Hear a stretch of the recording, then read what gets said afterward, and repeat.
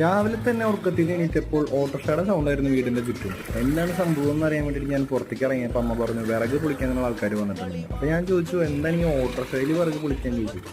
അപ്പം അമ്മ പറഞ്ഞു ഇവര് നമ്മുടെ പണ്ടത്തെ പോലെ അങ്ങനെ മഴ വെച്ചിട്ടുള്ള പരിപാടി അല്ല, ഇതിന്റെ ഓട്ടോറിക്ഷയിൽ വന്നിട്ട് അവർ വിറക് പൊളിച്ചു തരും അങ്ങനെ എന്തൊക്കെയാണെന്ന് പറഞ്ഞപ്പോൾ എന്താണെന്ന് അറിയാൻ വേണ്ടി ഞാനും അതൊക്കെ പുറത്തേക്ക്. അതായത് ഇവരുടെ സെറ്റപ്പ് എന്താണെന്ന് വെച്ചാൽ ഇവര് വിറക് എവിടെയൊക്കെ പൊളിക്കാനുണ്ടോ അവിടേക്ക് ഈ ഒരു കാണുന്ന വണ്ടിയുടെ ബാഗിലുള്ള ഈ ഒരു മെഷീൻ ഉണ്ട്, ആ മെഷീൻ അവർ കൊണ്ടുപോകും. എന്നിട്ട് അവിടെ വെച്ചിട്ട് ഈ മെഷീൻ്റെ ഉള്ളിലേക്ക് ഈ പൊളിക്കാനുള്ള വിറകുകൾ ഇങ്ങനെ കയറ്റി കൊടുക്കുമ്പോൾ ആ മെഷീനാണ് വിറക് പൊളിക്കുന്നത്.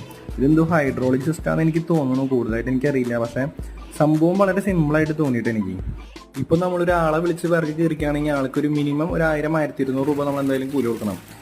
ആളൊരു ദിവസം നിന്ന് വിറക് കയറാവുന്ന അളവ് നമുക്ക് കണ്ടാൽ മനസ്സിലാവും. പക്ഷെ ഈ ഒരു വണ്ടിയാണെങ്കിൽ അതൊരു 2 മണിക്കൂർ കൊണ്ട് നമുക്കൊരു 2 ആളിൽ നിന്ന് വിറക് പൊളിക്കാൻ അത്രയും ക്വാണ്ടിറ്റിയിൽ നമുക്ക് വിറക് അവർ പൊളിച്ചു തരുന്നുണ്ട് കേട്ടോ.